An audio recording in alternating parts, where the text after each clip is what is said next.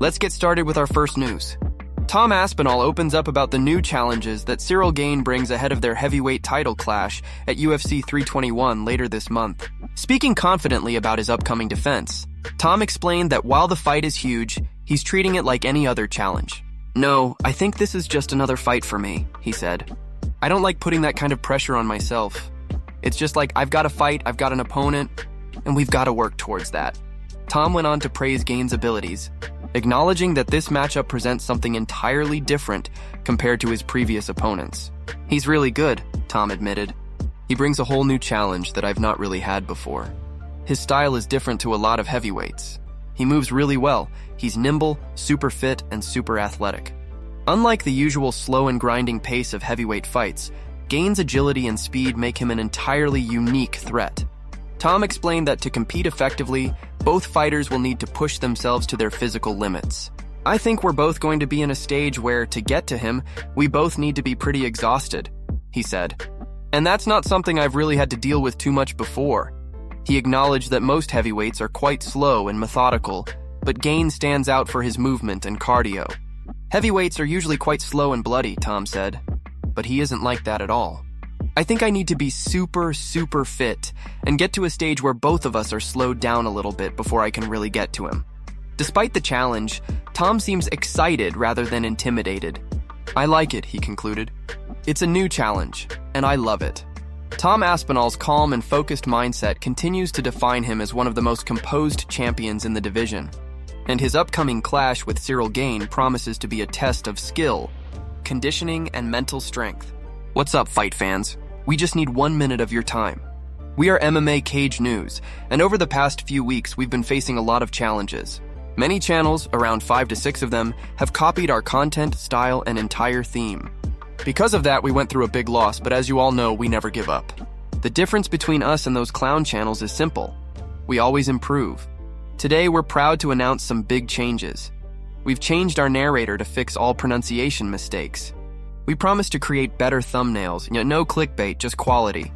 We've upgraded our theme and will continue improving our video editing to give you the best experience possible. We've been serving MMA fans for over a year, and even though others have tried to steal our audience, we're not stopping. We just need your love and support to rise again. Subscribe now, stay with us, and help us grow stronger than ever. Thank you all for standing by us through the tough times. The real fight fans never left, and we'll never forget that. Moving on to another news, Kamaru Usman has made it clear that before he hangs up the gloves, he wants to achieve one final, historic goal: to become a double champ. The former welterweight king still has his eyes on reclaiming the 170-pound title, then moving up to middleweight to face Gamrot once again, this time for championship gold. For Usman, it's not just about redemption, it's about completing the ultimate legacy. Speaking about his vision for the perfect ending to his career, Kamaru laid out his dream scenario step by step. "It's part of my career. The dream scenario is the next fight. Win the welterweight title," he said confidently. "Then vacate, win the middleweight title, and retire." That, in his eyes, would be the perfect ending to one of the most dominant careers in UFC history. Usman explained that this plan isn't just about chasing belts. It's about achieving something that can't be topped. "Boom, boom, 1-2, he said, describing the sequence of capturing 2 titles back-to-back. "Because you can't top that. It's like, what else do I want out of that?" Those words reflect a man who has already conquered the division once, defended his belt multiple times, and now seeks to etch his name even deeper into the sport's history. For years, Kamaru Usman was considered one of the most dominant welterweights of all time, holding the belt for nearly 3 years and defeating every contender that stood in his way. But after suffering back-to-back losses, his hunger for greatness has only grown stronger. The fire to reclaim what was once his and then go beyond it burns brighter than ever. A move up to 185 pounds would mean stepping into dangerous territory, but Usman has never been one to back down from a challenge. Facing Gamrot again, this time at middleweight, would be a blockbuster fight, one that could define the next era of his legacy. As his career edges toward its final chapters, Kamaru Usman isn't content with simply being remembered as a champion. He wants to be remembered as one of the greatest to ever do it, a man who dared to chase history one last time before walking away from the octagon forever. Moving on to another news, Mateusz Gamrot's coach, Mike Brown, has broken his silence following Gamrot's tough loss to Charles Oliveira. Taking to Instagram, Brown shared a heartfelt message along with a photo, expressing both heartbreak and admiration for his fighter's courage. "We win together, we lose together," he wrote. "I'm truly heartbroken for my friend Matt, but I'll always admire his courageousness. Gamrot is not afraid of big challenges or taking big risks." Brown revealed the incredible backstory behind the fight, explaining how everything came together in just a matter of days. He landed in Florida 3 weeks ago to start his training camp for a UFC headliner on November 8th, Brown explained. On his second day in America, he heard that Fiziev had pulled out of his fight with Charles. So, like a soldier wanting to go to battle, he campaigned hard for the opportunity to fight the Brazilian legend. A few days later, he secured the fight. With only 12 days of preparation, Gamrot trained intensely before jumping on a plane to Brazil to face one of the best lightweights in the world. Brown acknowledged that it was a massive risk. "It's always a gamble every time you step into that cage, and this time the gamble didn't pay off," he admitted. "The fight didn't go our way, but Matt still maintains that same warrior spirit. His passion is like no other. He's truly one of a kind," Brown continued, pointing out how fans respect Gamrot for his fearlessness and willingness to fight anyone, anywhere, under any circumstance. "In 30 professional fights, this was the first time he was ever finished," he said. "When you're fighting the absolute best fighters on planet Earth, this is always a possibility. Even Charles, a legend and former champion, has stumbled before. I still believe in Matt. I believe he can be champion one day. It was a tough loss and a hard pill to swallow, but all we can do is get better. We can always get better." Later, Gamrot himself released a poetic and emotional statement. Posting on Instagram, he wrote, "The wolf could not weather the storm. The wind was too strong. The lightning was too close. The ground beneath my feet was shaking like a heart. He's down, not from lack of courage, but from the weight of everything heaven carried. Yet he didn't quit. He raised his head to the black clouds and said, 'It ain't over yet.' Because although the storm stopped his step, it could not break his path. Deep in the heart, the flame still burns." Even in defeat, Mateusz Gamrot stands tall, his spirit unbroken, his determination unchanged, and his fire to fight still burning bright.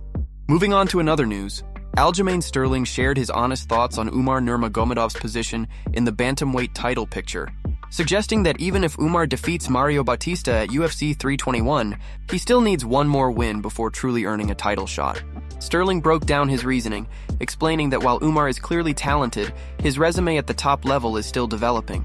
He got elevated to a title shot opportunity. It was a close fight, but he came up short, Sterling said. He's fought one top 5 guy in Corey Sandhagen. He looked good, nothing overly impressive, but solid. He won the fight convincingly, but there wasn't anything super standoutish about it. Sterling emphasized that it was still a respectable win over a credible opponent, but not enough to guarantee another title opportunity just yet. That's his only top 5 win, he continued. Now he's fighting another tough guy in Mario Bautista, who's on, I believe, a 6-fight win streak. If Mario wins, he has a case, he's got the streak, he beat a former Bellator champion in Patchy Mix. Even though Patchy just lost to a debut guy by split decision, he's still a proven champion. So yeah, if Mario wins, he could be next, but if Umar wins, I still think he should fight one more time before the title. Sterling went on to explain that his opinion would be the same regardless of who holds the belt. Even if Merab wasn't the champ, I'd still say the same thing, he admitted. I like to see guys beat 1 or 2 top contenders before getting another shot. He already had his title opportunity after beating Corey, so now he should have to win at least 2 fights before another title shot. Otherwise, you end up with a logjam at the top. The same guys fighting the same guys over and over again. He compared the situation to the lightweight division from a few years ago, where constant rematches slowed down the division's progress. That's how lightweight was, he said. And that's how bantamweight used to be, with TJ Dillashaw, Urijah Faber, Dominic Cruz. Then Cody Garbrandt came in, and before long, it was right back to TJ and Cruz again. Sterling made it clear he isn't biased, just wants fresh matchups that feel earned and exciting. Let's shake things up a little bit, he said. No bias whatsoever. I just want to see credibility and how fights are built. I'm not excited for immediate rematches after one win. Even with Yan, I'm not really excited for that either. Sterling concluded by responding to Peter Yan's recent comments about Merab's performance. Yan tweeted that he wasn't impressed with Merab, Sterling said. I was like, okay, you were in there with him. You weren't impressed? I thought that was pretty impressive. With Sterling's words, it's clear he values consistency, competition, and legitimacy in the path toward championship gold, something that keeps the division alive and evolving. Moving on to another news. Beneil Dariush is determined to make another run at the lightweight title as he prepares to face Benoit Saint-Denis at UFC 322 next month. After enduring a tough stretch that saw him drop 2 consecutive fights, Dariush got back in the win column with a unanimous decision victory over Renato Moicano. Now he's feeling rejuvenated and ready to climb the ranks once again in pursuit of championship gold.